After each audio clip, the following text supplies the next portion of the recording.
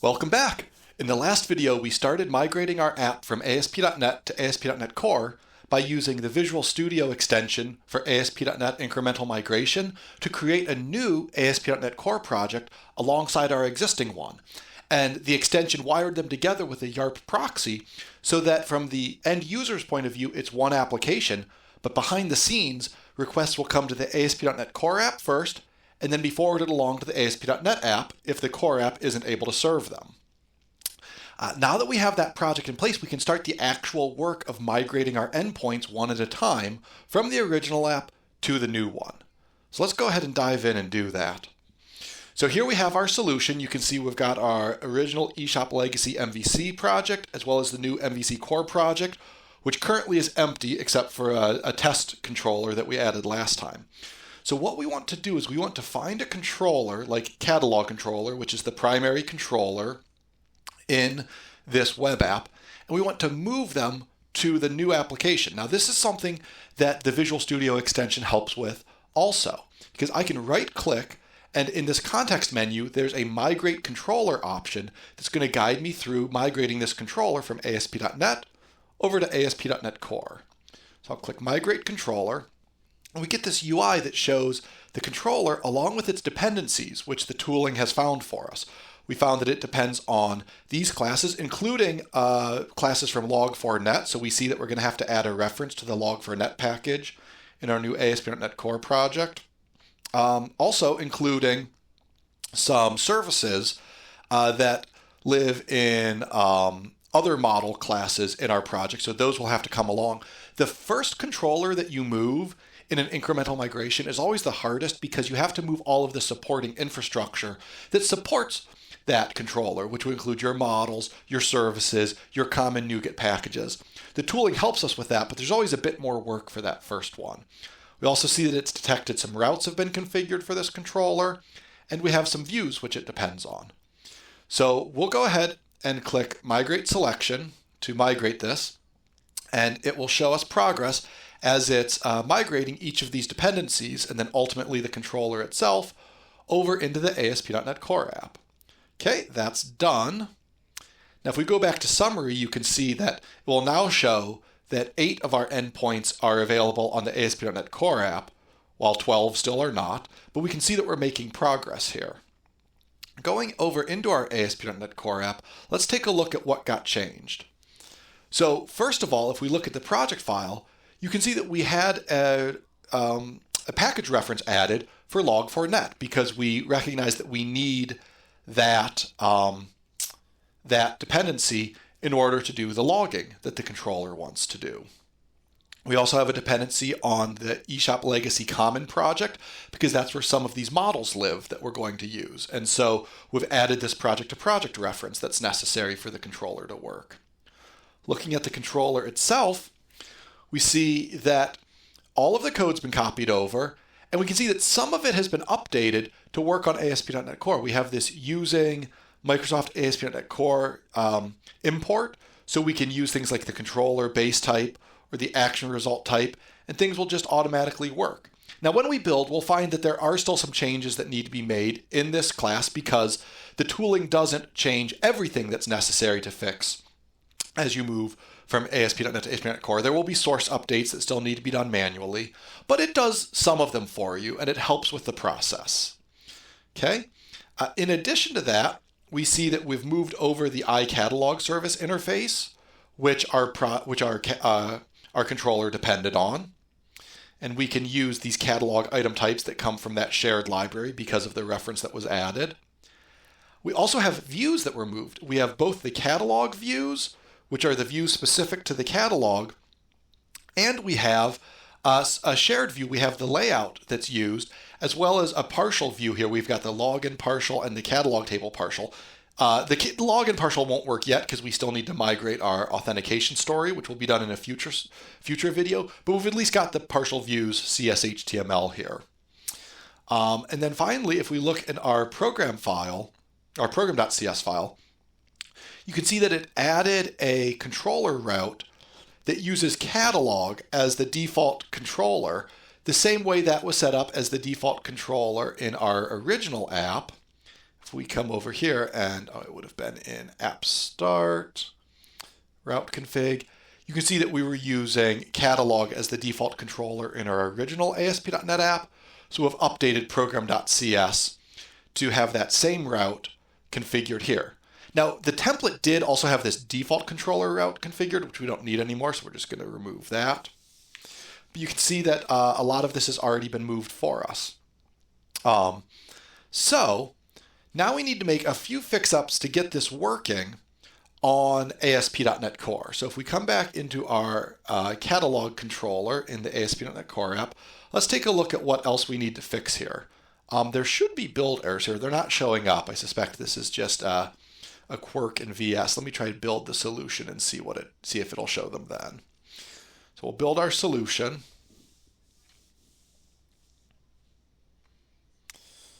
Okay, it's building. And you can see that, for example, we've got the iLog interface and log manager here because we added the log for net reference automatically, so that's all good to go. There's just some ASP.NET stuff that's going to need fixed up. Okay, so we do have this here. Since it's not showing up in my editor, I'm going to quickly reload this solution. I find that fixes this sort of thing sometimes. Give it a minute to load.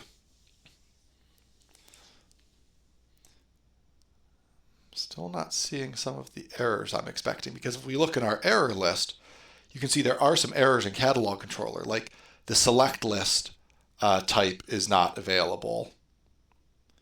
But we can add a using statement. Okay, here we go. Now we've got our red squiggles. Okay, so like I was saying, some items like action result, view, these work because the tooling was automatically able to add the namespaces it needed to enable those. Other ones, though, are not working yet. So, for example, HTTP status code bad result. This is fine to pass to status code result, but this expects an int now. So we need to cast this to an int. And these sorts of changes are going to be made by the tooling eventually as more features come online, but it's still in preview. Rules are still being added, so some of this still needs to be fixed manually. Here in ASP.NET Core, the helper method for returning a not found status result is not found, not HTTP not found. Select list exists, but it's in the ASP.NET Core MVC rendering namespace, so we need to add a using statement there. This one's a little bit interesting. Include, so when you bind, you no longer have an include property. Instead, the constructor for the bind attribute just takes an array of members which should be included. So I'm actually going to select this. I'm going to do a find and replace. I'm going to replace all the commas. No, not in the whole document, just in that selection. Let's find that again. Where was it? Here we go.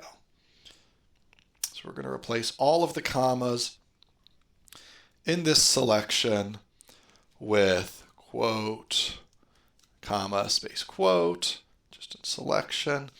And that will update this so that we're passing this params array to the bind attribute as it expects. If we do this, you can see it expects this array of members to include. So that should fix that. Again, my IntelliSense seems a little bit weird today because I'm getting red squiggles now for things I fixed. Before I was not getting red squiggles for things I hadn't fixed, but we'll carry on here.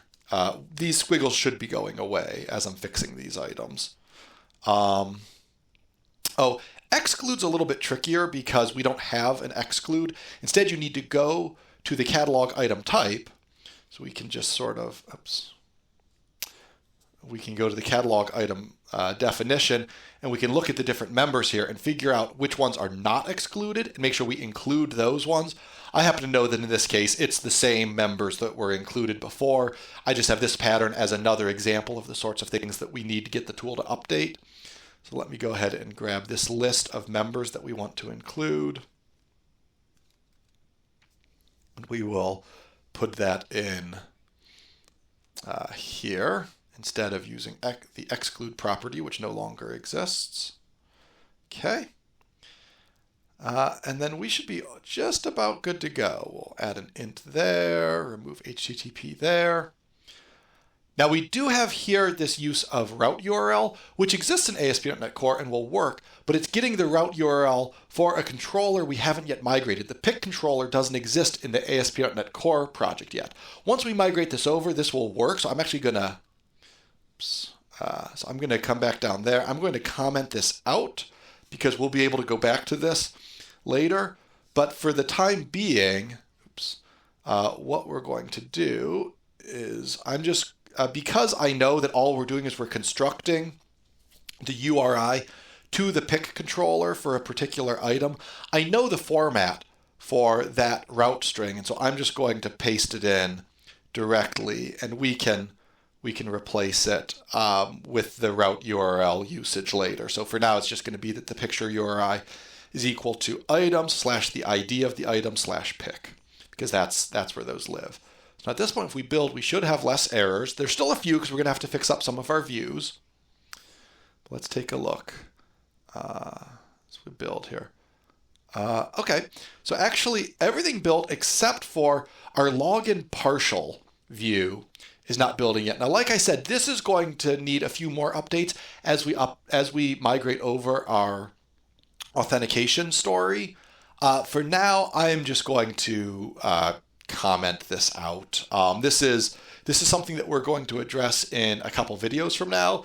For now, we don't need the ability to log in the ASP.NET Core apps because we're just going to see the controller working without that, and then we'll add this in a future video. But that means I need to come into my layout and I need to make a few changes. So where we have this login partial, I'm going to temporarily comment it out. Also, I can see that the tooling commented out our styles and scripts elements here because the way that we bundle and minify is going to be different in ASP.NET Core. While we're in the process of the migration, we're actually still able to use these URLs because these will still be served by the ASP.NET app. So we can come in here and we can actually update these with more traditional link and script tags that will point at those paths, and they will just be served by the ASP.NET app. Eventually, in a future video, we will take these out and we will we'll change them so that we're actually serving static content that's produced by the ASP.NET Core app. But for now, we're just going to serve it from the ASP.NET app to keep things simple. We're going to do a similar thing down here where we're going to replace these commented out elements with more traditional script elements. I'm going to add a comment reminding myself that I need to replace these. Serve static JS and CSS from ASP.NET Core apps. So that's something we're going to come back to in a future video. Okay, at this point, everything should be migrated over. One more. We do have this helper. If you remember from the previous videos, there was a little footer down at the bottom of the page that included both the machine name where the request was served and the session start time, which it got out of session state.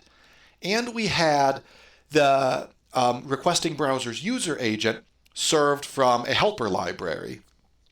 Because we haven't migrated this library yet, and because we haven't yet added the lines of code we need to enable sharing session state between the two projects, I'm temporarily going to comment these out. This is going to be another item that we're going to address in a future video to get this experience completely migrated. But in this one, I just want to show how you can right-click on a controller, migrate it over. There are items like enabling session state, enabling helper libraries that depend on system.web, enabling static content, enabling authentication. These are all things we're going to get to in the next several videos. But for now, we're just getting the basic experience working.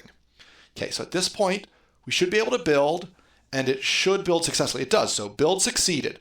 We're very close. Now, one thing we still are going to need to address, though, is the fact that we have this catalog service, which is provided through dependency injection. Now, the tooling that migrated this controller noted that we need this catalog service, and so it moved over the interface, which is here and building and working. But it didn't move over the implementations because the Visual Studio extension isn't able to recognize the dependency injection usage yet that's providing an implementation for this service. So what we need to do is we actually need to migrate that service separately, and then we need to register it with ASP.NET Core's DI container. That's easily done though, because in the same way we could use a right-click gesture to migrate a controller, we can come up here into our original project, go into services, right-click on catalog service, which is the implementation we need, and we can say migrate class. And we get this same experience where it migrates the class along with things that it depends on. It recognizes that there's a DB context here, so it's going to move for us even the entity framework reference. It'll move that catalog DB context, and that will all get migrated for us to our new project. So I'll go ahead and click migrate, and these things get moved. Okay, so now if we come back to our new project, we've got a few new things here. We have our catalog service, which is awesome. We also have, in this model suite, we have a catalog DB context. And so we can see that this got moved over, and we even can use entity framework now, because in our project, we've added a reference to Entity Framework 6.4. Now, this is a newer version. I think our original app was using 6.0 or 6.2. The version got updated in order to be a version of Entity Framework that works with ASP.NET Core. But we can now use that here in order to get our DB context working. One thing you'll notice, though, about this DB context is that it's getting its connection string automatically from the web config, and we no longer have a web config, so we do need to make a small change here to be able to connect to our database. So for that, I'm going to update this to instead expect that an I configuration will be passed into the constructor here, which we'll get from dependency injection. And we'll just use a connection string that comes from that I configuration, so it can be provided not only from a web config, but from appsettings.json or from an environment variable, or however makes sense for our application. And in this case, we're going to go into appsettings.json, and I will add a setting here to make sure that we have a connection string setting that points at my local database. Okay, so we are very close now. We have our catalog service implementation. We brought that over with the tooling. We've got our DB context. We have our EF reference. All that's left is we need to make sure that we're registering that catalog service in our DI container. And so for that, we're going to, if we were to come look in the original application at how it is registering DI, we can sort of get some clues there about the sorts of things we need to register. I'm trying to remember where we have that in here to look at. It's in global ASAX, config database. So it would be in here if we wanted to take a look.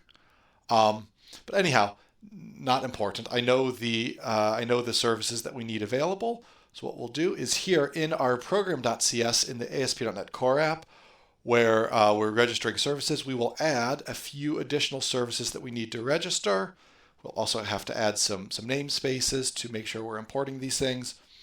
But you can see here that we are registering our catalog service as the implementation of iCatalog service, registering our DB context and our ID generator.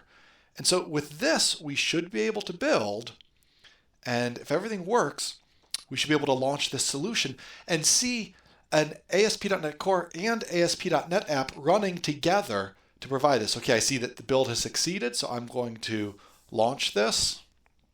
And fingers crossed I didn't miss anything, and we should have our catalog controller migrated from ASP.NET over to ASP.NET Core. So let's let this start up, and we will see what happens. Okay, it's loading.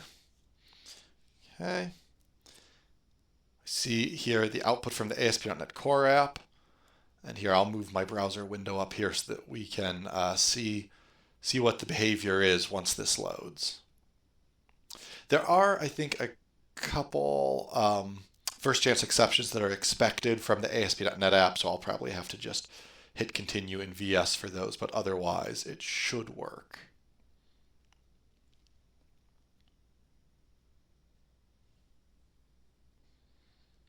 Okay, looks like it's loading. We've got some modules loaded. We're loading symbols, which is a good sign. Okay, and here's our application. And so this is actually running from ASP.NET Core. If you look down here, we don't have the footer that we would have had that specified like the session start time and things like that. So we can tell this is coming from ASP.NET Core. and our app is running. We don't yet have the pictures. I wonder if I did something wrong when I inserted that pic info URL. We might have to take another look at that. But in general, this is being served now from our ASP.NET Core app, which is awesome. We can even go into like details and let's see how this works.